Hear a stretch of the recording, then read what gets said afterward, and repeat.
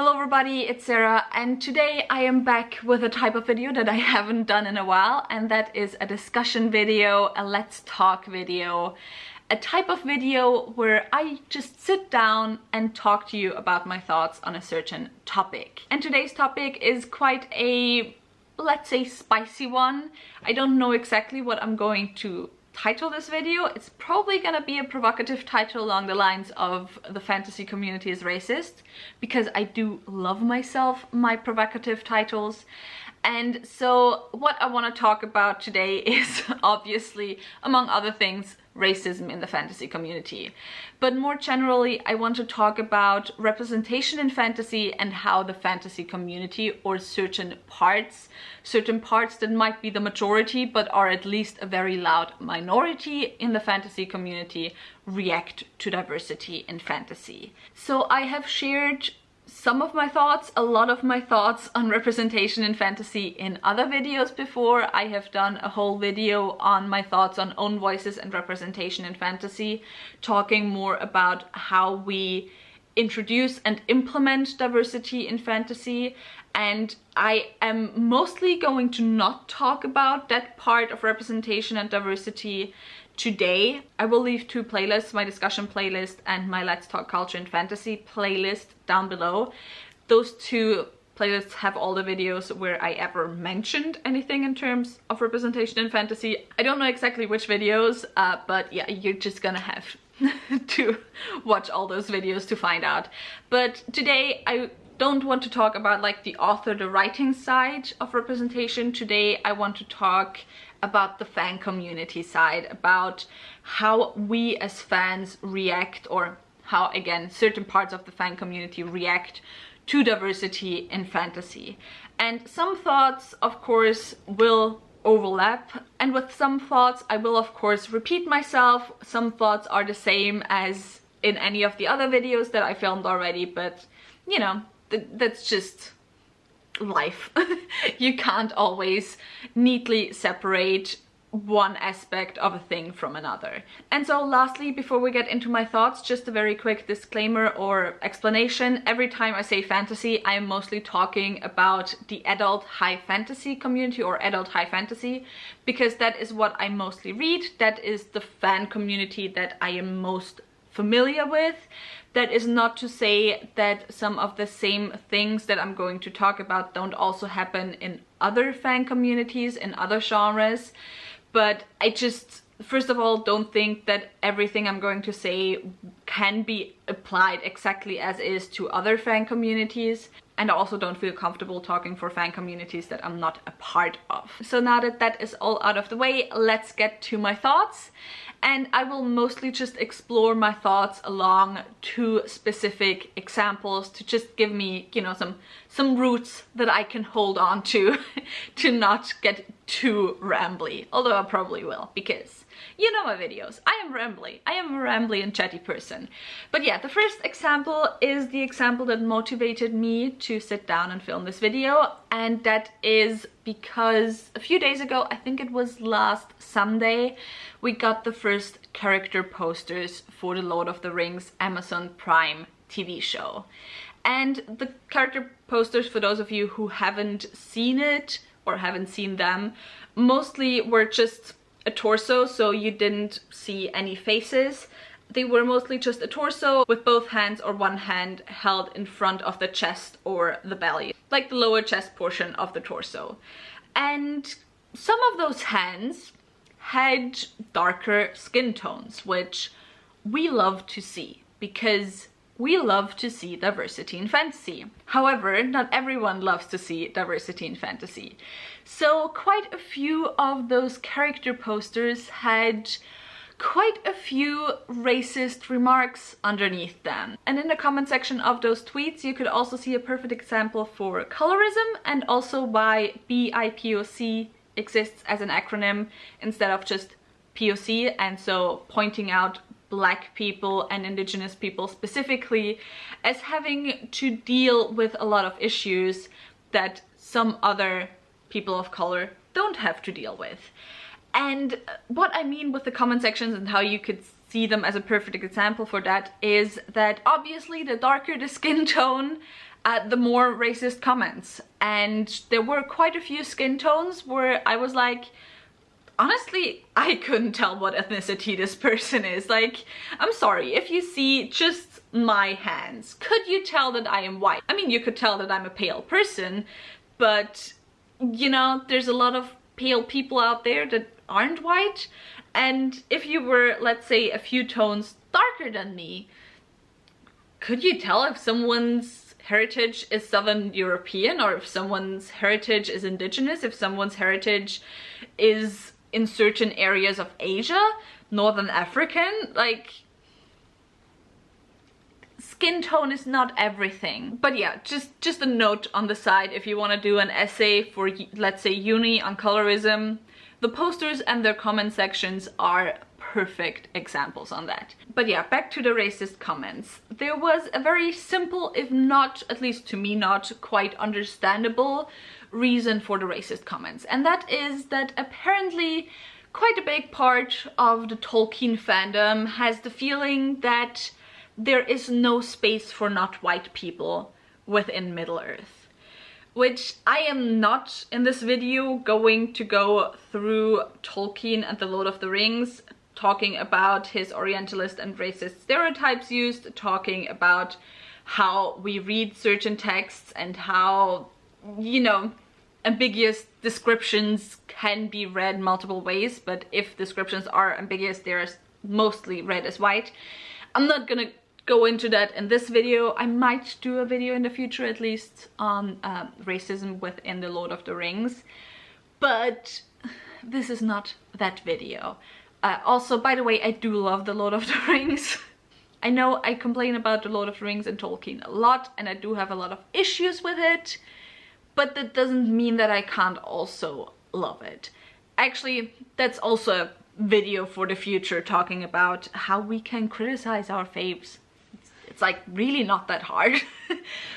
But yeah, so there's a lot of people thinking there is no place within Middle-earth for people who are not white. And I have issues with that. I really have big issues with that. Not just because that is something that happens with this specific adaptation and with people calling for book accuracy, whatever that may be.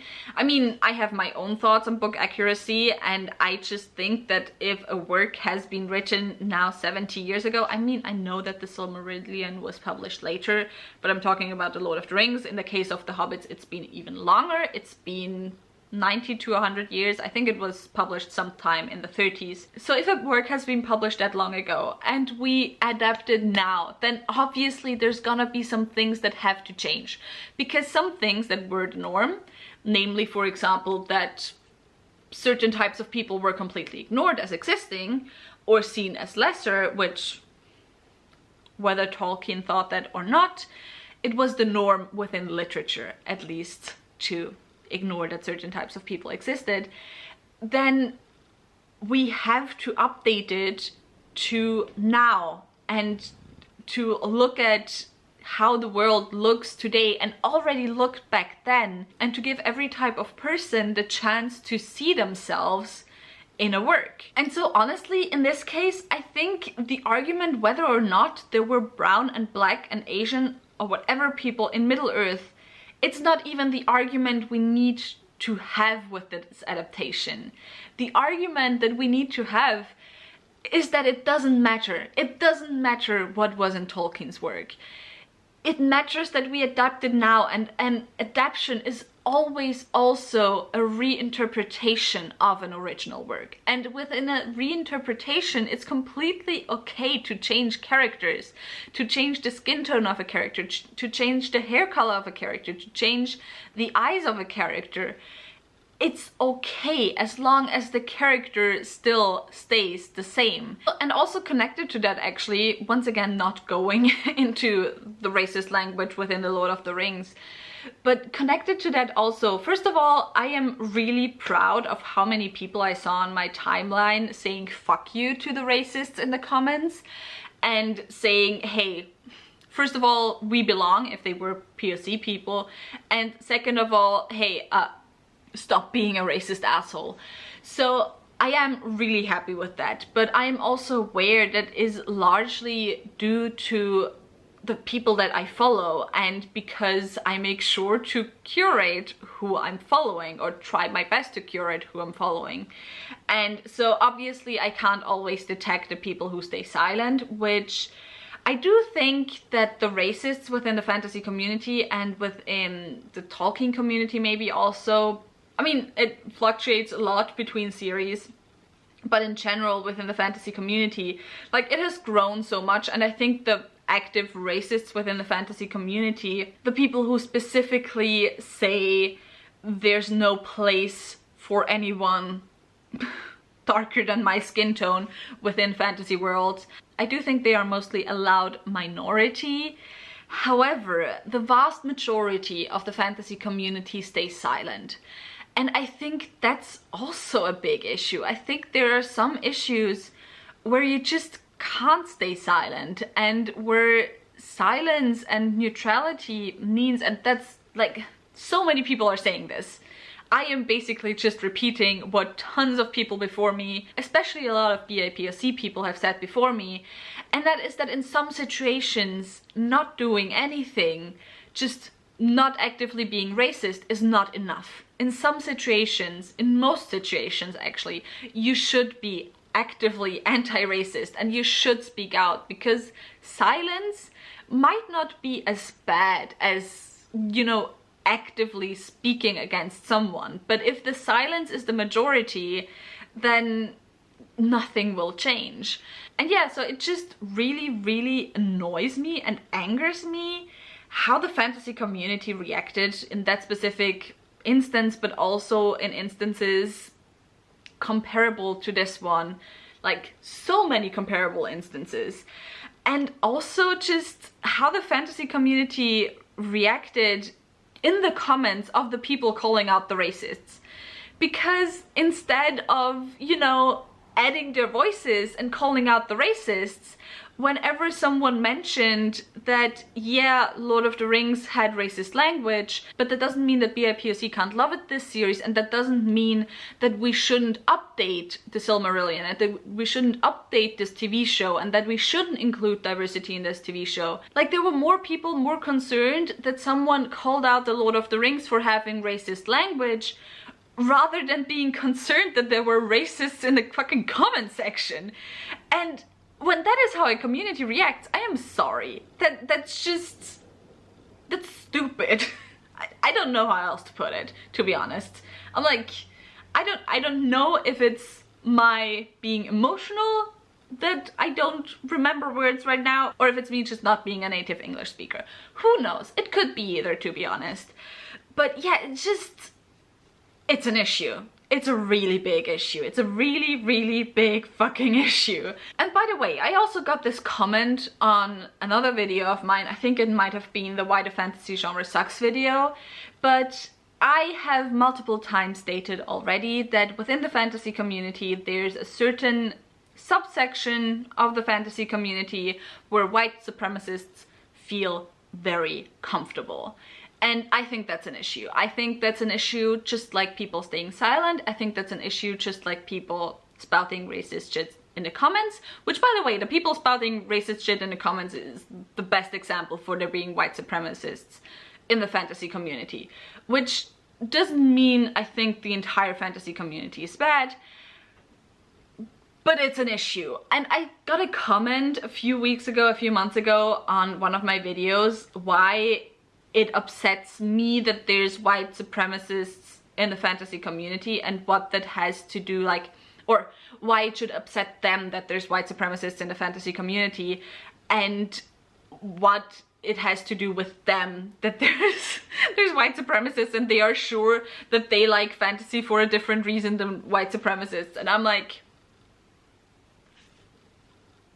see, that is the issue that I mean. That upsets me almost more, that white supremacists find fantasy a very comfortable genre to read, which I get with some books why it is that way, because I also get it with Lord of the Rings, to be honest, because there is certain undertones of, you know, supremacy of certain races and stuff, which leads right into the ideology of white supremacists, or any suprematist, to be honest. But yeah, it's just, if you don't see the issue, if a chunk, however small it might be, of your community just subscribes to an ideology that is so incredibly harmful, then I'm not even sure what I should say anymore. And that is also the reason, like one of the reasons why, while I love some parts of the fantasy community, and while I have found my place in certain spaces in the fantasy community, why I still don't count myself as a part of the fantasy community as a whole, because I don't want to be part of a community that is just silent. And I don't want to be part of a community that lets the racists and the homophobes and the queerphobes and the ableist people be louder than the people standing for diversity and standing for representation and standing for moving forward in the genre, for improving things, for calling out things. And it's infuriating to me. That's basically what it is. But I've spent long enough on this section, I believe, so let me move into the second section, because we don't want this video to get too long. It will be a long video, but not too long, you know?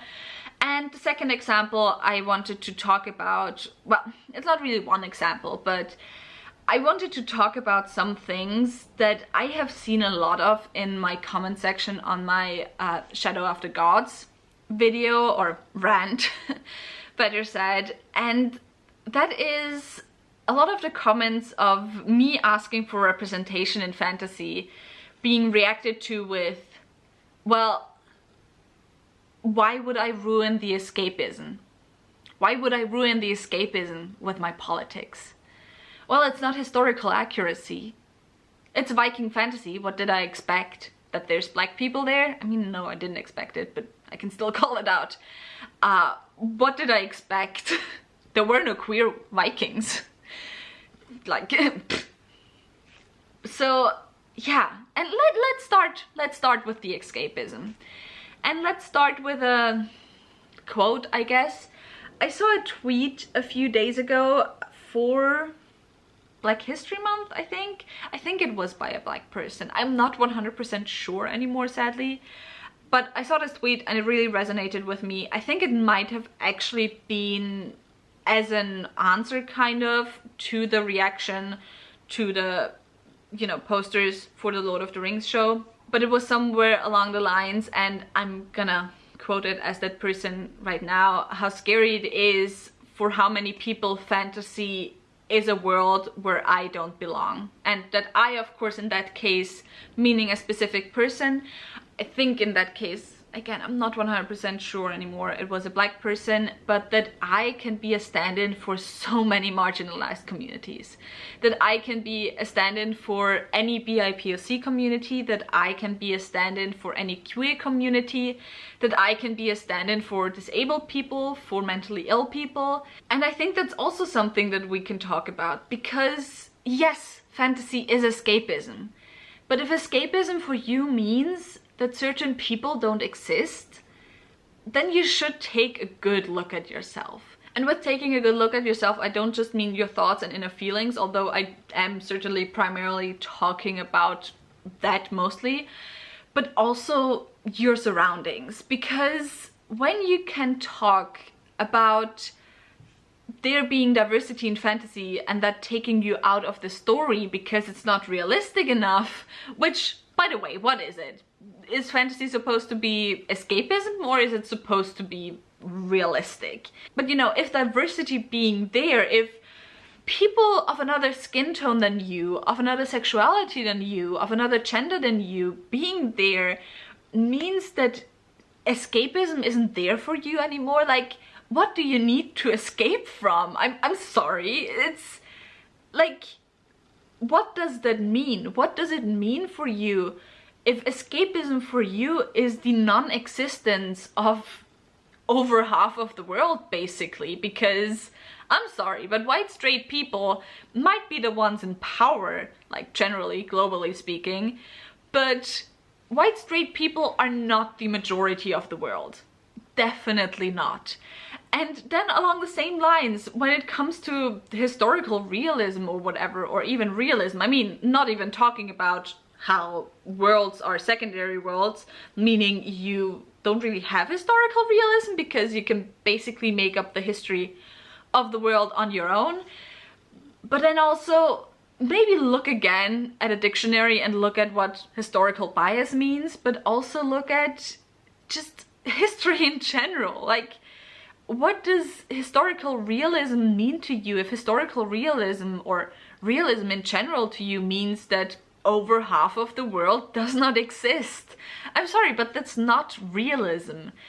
And it's just, it's something that bothers me so much. And until recently, I actually, like, to my own reactions when it comes to demanding representation in fantasy, I often felt like a hypocrite, because I have to be honest, I don't think that every single book out there has to have all the representation.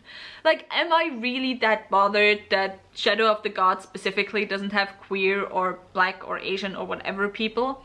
No, not really. Do I think it needs that to be a better book? No, not really. I don't think it would make it a better book. In my opinion, it would also not make it a worse book. Like, I'm someone who, when it comes to diversity in books, I am like, you know, diversity in books doesn't always make the book better, but it never makes it worse. So that's also something to do, because I am someone, I enjoy diversity in my books because it means a diversity of opinions and a lot more different characters that can clash with each other and where it can come to interesting dynamics. But, you know, that is me. Some people maybe don't like that, apparently. I don't understand why, because, you know, we have a lot of different people and a lot of different opinions in our world, but okay. And I forgot my train of thought. Oh my god, this is why I should start scripting or at least jotting down notes for my videos. Yeah, that's where I was. Why I demand diversity and representation books. I don't necessarily think that every book will be better. It also depends on the story. For example, within high fantasy, and I have talked about that, I know I've talked about that within other books, but for example, just taking the example of Brandon Sanderson. In Mistborn, there's basically 3 different ethnicities slash races. I'm talking about the first series, the first era specifically. But to me, it makes sense why there's just 3 or just 3, why there isn't a big diversity, because you basically have this one country that's completely cut off from everywhere else and has been that way for 1,000 years. So, you know, even if you had a bigger amount, a bigger diversity, after 1,000 years that diversity would have probably diminished quite a bit. So, you know, fine with that. I still think you could have added some diversity, especially when it comes to diversity of different genders and sexualities and so on. But, you know, it's whatever. It's just an example of where it makes sense, I guess, to have less diversity. However, if you then have a world like Roshar, which is the world within the Stormlight Archive, I actually think that there isn't enough diversity within the ethnicities, because you basically have 2 religions and the offshoots from those different religions. You have a handful of countries, a handful of cultures, and this world is at least supposed to be one continent, but as far as I got, basically the entire planet.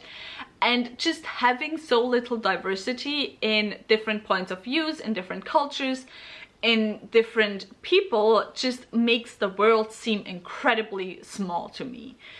Which, you know, I've talked about that before. Diversity can be world building, and it's actually great world building. It's a great tool for world building. And that's also what I mean with the Shadow of the Gods.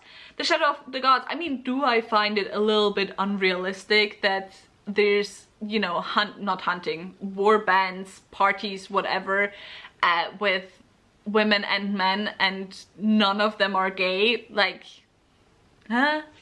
I'm sorry, but that's just unrealistic to me as a queer person. Like, that takes me out of the story. But in terms of diversity of ethnicities. As far as I got it, so far we're spending our time in a pretty smallish place.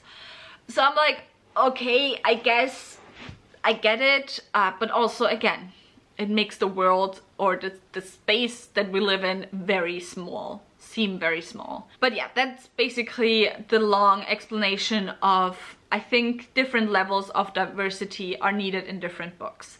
And I don't think every single book ever has to have the greatest amount of diversity. Now, for me, feeling that, I felt a little bit like a hypocrite that with every single book I demand for there to be diversity and I comment on diversity. And of course it's different for me also depending on how old the book is, but for me generally, if a book is written now in 2021, 2022, I definitely demand it. And actually, first of all, me talking to my dad about representation and how do we teach children about queerness, which is a whole other issue. Talking to family about issues is fun. But yeah, talking to my dad, but also then having the Lord of the Rings disaster come up, just finally made me realize why I find it so important to ask for diversity in every single book right now. Because as long as there is people under posters with brown hands of them being racist as fuck and really loud, I want to try to be just as loud demanding diversity in fantasy. Demanding diversity in fantasy adaptation and demanding diversity in new intellectual property. Be they film, TV show, books, whatever. And as long as the majority of the fantasy community stays silent, I have the feeling that I need to be even louder. Because I am someone who can be loud with little to no repercussions. I mean, yes, I count myself as queer, I am bisexual, but queerness, for example, contrary to being BIPOC, is something you can't see. And yes, I do have a hard time in the fantasy community as well as a woman, because we all know the fantasy community is sexist as well. I didn't even get into, why can this woman hold a sword? Aren't women weak as fuck? Discussion, because oh, that would be too much for me. Like, seriously, 2022, how long is it gonna take? But anyway, as long as there is people being loud as fuck, being racist, that's how long I will demand diversity in every single book out there. That doesn't mean I demand all the diversity points to be covered with every single book, but for every single book to have some diversity. And as long as diversity is still something to be positively remarked upon, be it with author or within the pages, I do not think we have come far enough within the fantasy community to be able to stop demanding more diversity. And so long as that hasn't happened, I will demand diversity in every single book. No matter if I think this specific book will be better or not with diversity. No matter if I think this specific book absolutely needs more diversity for me to enjoy it more. I do not care about that. I care about diversity and I care about representation. Be it, well, be it good or bad. With be it good or bad, I mean if the book is good or bad, not if the representation is good or bad, by the way. So yeah, that's just basically my general thoughts on this topic that I thought I'd share, because yeah, it's just an issue that the racists in this community are the loud minority and the big majority is silent. And once again, the work is down mostly to people who already suffer the most from racism, from homophobia, from queerphobia, from everything. Hello, it's Editing Sarah, so excuse the face, excuse the hair, excuse the sweatshirt. But there's actually two things that I still want to talk about. One of the things is connected to what I just said. The other thing is something that I actually did originally mention in the video, but now when editing, I'm just not happy how I put things. So I'm just refilming that part as well. I'm now putting it at the end. But first things first, the thing that I wanted to add that I forgot to talk about, and it's actually connected to the second example, to what I just talked about, and it's connected to the complaints that I should stop ruining escapism with politics and fantasy, or by putting my politics into fantasy, or by putting politics into my reviews, which, by the way, just implies that reviews are objective. I got so many comments that I'm not a good reviewer because I'm obviously not objective, which, you know, implies that reviews are ever objective, which they're not, but that's a video for another day also. But yeah, talking about why politics ruin escapism, and I have two things to say about that. First of all, I mean, like, I'm not even gonna talk about that long because Lo from Lo Reads Things did an amazing video on that, so I will leave it down below. But basically the gist is, reading is a political hobby. Why do you think most regimes first start burning books? Like, or forbid the writing of certain books? Why do you think books are forbidden, are banned from libraries in the US right now? Like, I'm sorry, but reading is political in and of itself.